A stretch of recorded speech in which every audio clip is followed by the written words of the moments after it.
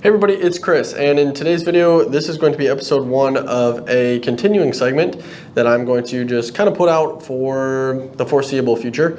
And in this kind of video series, I want to go over all of our different setups, kind of explaining why we have what we have, what choices we made or the thought processes going into each of our decisions for whatever piece of kit and gear or rifle or attachment that we have on there, and the thought process behind that, as well as just kind of seeing the different setups and what everybody is using. You'll see a lot of similarities, you'll see some differences in between.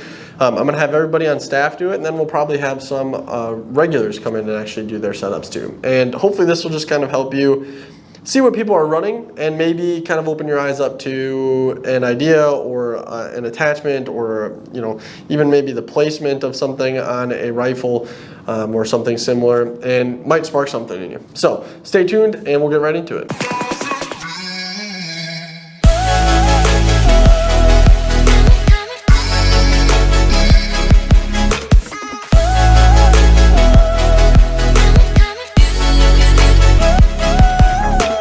Here is my kind of main squeeze is what I'll call it. This is what I have been using the vast majority of the time as of late. This is clear. I just have the magazine in here because we'll talk a little bit about that kind of choice. So obviously this is an AR-15 chambered in 5.56 and 2.23, and it's a fairly simple setup, really classic setup, especially with the whole GWAT look. Thought process behind this rifle is I wanted it to be a do-it-all rifle and cover as many different things as I possibly could. Obviously there's give and take with everything, so it's not going to be perfect. It does weigh a lot more than some of the more simple rifles like some of the guys in the shop have, but it really can do everything from do fairly close range stuff to reach out a little bit longer. I have white light capabilities, night vision capabilities, I have magnification, I have a red dot, I can shoot passively, I can shoot actively under night vision, so I can run it suppressed, I can do whatever. So I have found that this is a super good option for me and can do everything pretty good. It does nothing really great, it does nothing really bad either. So at the heart of it all, this is a 16-inch Colt upper with a Colt barrel. I have a Midwest Industries quad rail. It does have the front sight post, which is kind of cool. My bolt carrier group that I have in here is a Toolcraft. I have a Radian Raptor charging handle. I just have some default H2 buffer and spring. For some of the attachments, I have the B5 SOP mod. Found it to be super comfortable to actually get a chin and cheek weld, especially when I'm using the ACOG. I gotta get a little bit closer, but super comfortable. Have the ability to put batteries if I ever want to. Not that I have, but I can. And you'll see in my SPR video, it kind of gives me the ability to put dope on there. Just tape a card. So if I ever want to do that with this, I could do that, but it's just an awesome stock. Works really good, super rugged. So yeah. As we go kind of up from there, I have a Radian Raptor charging handle. For my optics setup, I have tried a bunch of different things. So I have been kind of really lucky to have tried the vast majority of EOTechs. I have tried a bunch of different red dots, everything from, aim points to SIGs to whatever, Holosuns, right? I've got it all and have tried it all. And the best thing that I've kind of found so far has been the ACOG, and then I have an RMR piggybacked on top. So the ACOG that I have is the 4x ACOG. I can't think of the actual designation. It does not have a fiber optic. It just has a tritium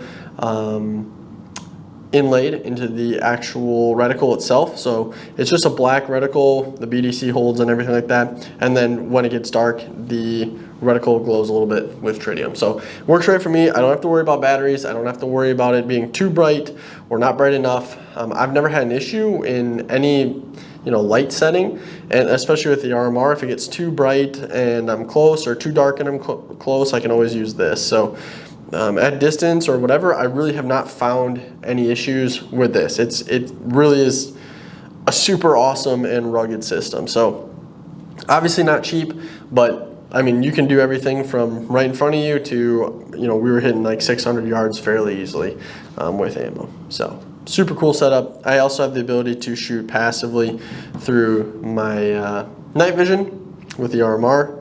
which is always awesome.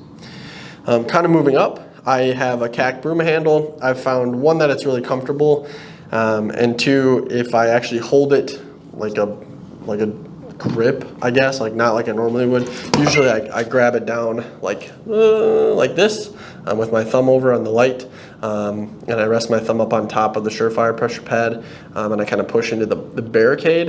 It doesn't really cause any issues, and I'm not like NDing my light.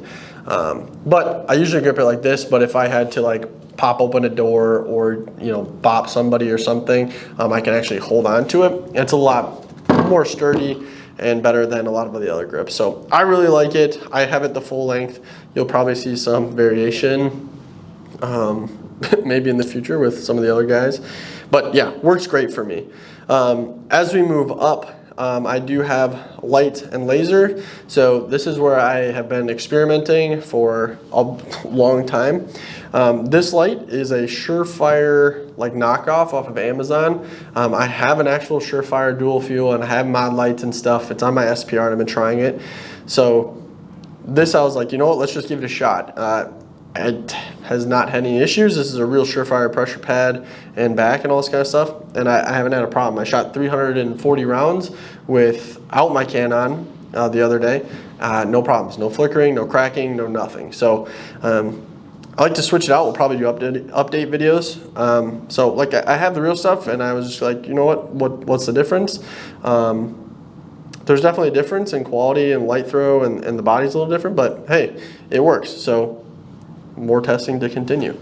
My laser up on here is the Somogear Engol. I had the PEC, and I've used the PEC for like 2 years, and I've had zero issues.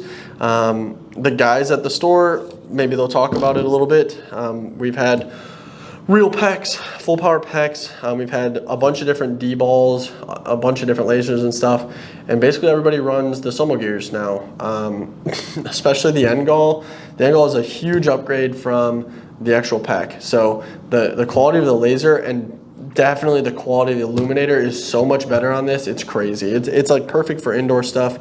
Outdoor stuff, we're gonna have to do more testing, but haven't had any issues. I know Liam's running one too. He hasn't had any issues holding zero or durability or not working or flickering or anything. So like I said, always testing stuff, and we've had real lasers, and we're just like, well, if we can just use this and run this and it's working for our needs right now, right? This is not, by the way, saying that this laser is as good as a real Engol or anything. Obviously it's not. But for what we're using it for, and especially with my ability to just passively aim with the RMR, it's whatever. I just kind of use it for whatever I'm doing, and it's worked just fine. So that's just me. Maybe in the future I'll try and get something crazy just to test something else out. But so far this is what we're testing and practicing with, and I've had zero issues. It's metal, it's aluminum body, so it's been even more durable than the PEC. And the PEC, honestly, I've shot thousands of rounds with the actual, like, and this is like the original Somogear PEC, so it's not even potted, it's not whatever, and I've had zero issues. So obviously your results may vary because it's not real. And I was shooting that PEC on a mid-length gas system with a can, this can, which we'll talk about here in a second. So it kind of helps a little bit, but yeah, more testing, super cool. Make your own choice. I'm not saying it's as good by any means, but hey, it does what I need it to do. So for the can, I have been running the now Hutchworks, but used to be OSS when I bought this, the HXQD 556K. Super dope can. I have shot the living piss out of this thing. Cleaned it a couple times. I've had no issues. It's super nice just not having to worry about gas coming back. Is it louder than some other cans, like even shooting? Yeah, sure, but it's not like that much louder. It definitely doesn't make a big enough a difference where I was upset by it at all. Super awesome. My only kind of complaint is the weight, right? I put this on this rifle with the quad rail and it gets fairly heavy. I don't have the exact weight, but it's not light, but it's not like obnoxiously heavy. My SPR weighs way more, especially with this on there, obviously, but it's nothing crazy. But you know, if I was gonna make a change, maybe look for a lighter can, but I have really no qualms with this at all. And then finally, as for magazines, I run PMags. I have metal mags, I have Lancers. Not as big of a fan as Lancers, or of Lancers, but they look cool. But yeah, PMags just work, they function. They're fairly inexpensive. I've got a bunch of them. So yeah, last thing, my muzzle device, I have the flash hider on this rifle, and on my SPR, which we'll talk about, I have the compensator in case I shoot without the can on. Flash hider does actually really well. I've been shooting this rifle without the can a lot more, just to, I don't know, test out more stuff and basically see if I can break either of these things, and so far I haven't. But yeah, super cool setup, very, very basic. As of right now, it's covering all of my needs of, I can shoot close, I can shoot far, I can shoot passively with night vision, I can shoot with a laser and illuminator, I can kind of do everything. I've found really no qualms or problems. It's a pretty dope setup, and I'm just kind of just stuck with it. So yeah, hope this helped. Well guys, I hope that video was a little helpful. Like I said, we're gonna be doing a bunch of these different videos down the line, coming out hopefully fairly regularly. I'm going through everybody's different setup. Like I said in the intro, you'll see a lot of similarities. You'll see a lot of differences too, especially kind of the purpose-driven ones, and a lot of different optic options, laser options, and the whole nine. So, hope you have a wonderful day. If you have any questions, comments, or concerns, leave them down below. Remember to like and subscribe, and we'll see you guys in the next video. Thanks. Bye-bye.